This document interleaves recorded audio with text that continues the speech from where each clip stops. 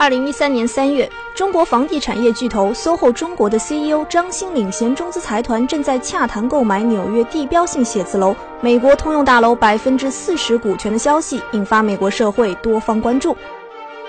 The mogul Jiang Xin. This is us. The one outside, that one is us. So much labor trouble. See that this government has allowed CEO Jiang Xin, who along with her husband, the company's chairman, are the 450th richest people in the world. To help build the brand for your business. 一时间，中国人将接棒日本买下美国的恐慌声四起。而早在2008年金融危机之后，中国人赴美买房就一直暗流涌动。根据美国全国房地产商协会 NAR 的数据显示，在截止到2012年3月的1年间，中国人在美购房总额接近90亿美元。而随着美国楼市房价企稳回暖，中国赴美买房渐成气候。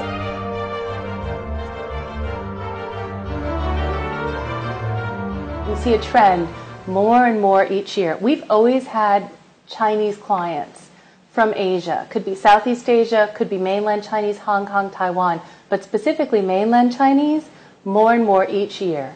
Originally, it's been a lot of looking, and now you see more and more purchases.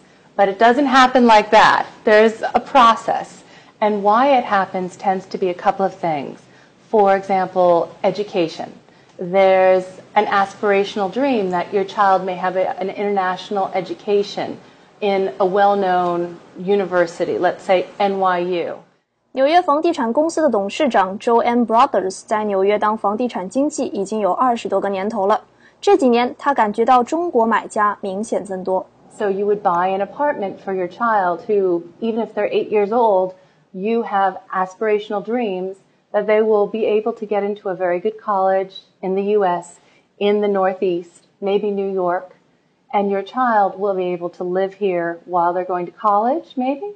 Or, for example, if the child is going to Yale in Connecticut, it's a very easy 2-hour train ride, and the whole family can meet here for, the festival, holidays, the various holidays that are important, or just the American Christmas holiday, or the Thanksgiving holiday when the child will be off.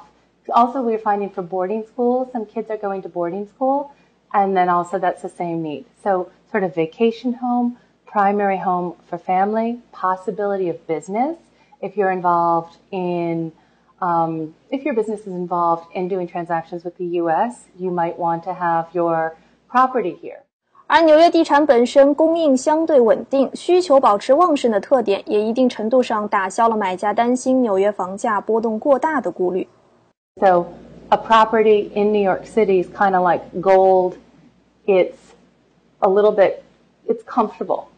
It's something that you can put your money in and it's a safety. But what you see now, example in the New York City market, is there's very little inventory, very little supply.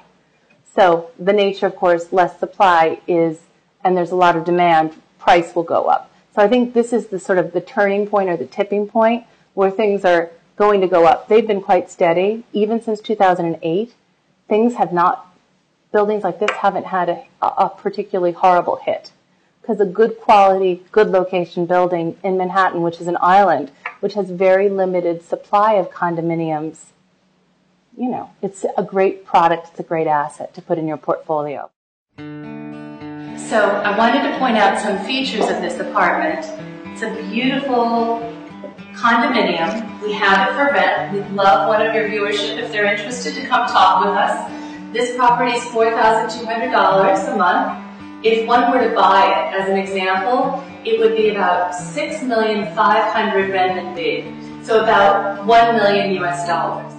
For Chinese cooking, one of the things that the developer did here is to make sure that there's a strong ventilation system.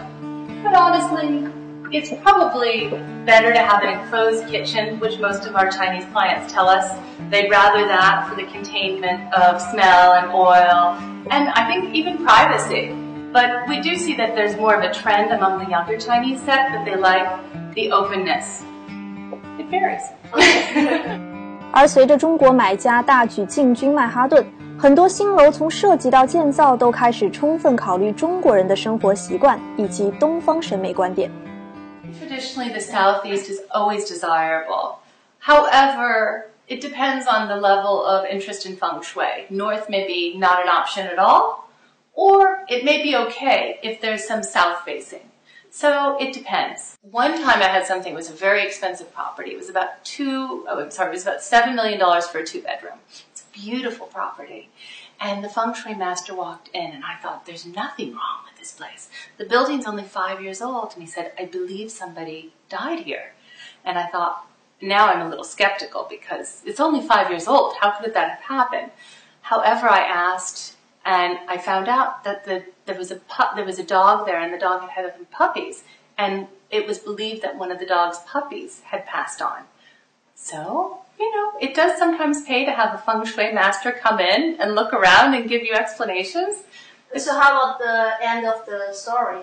Well, Did they still buy or? No, they didn't buy that one.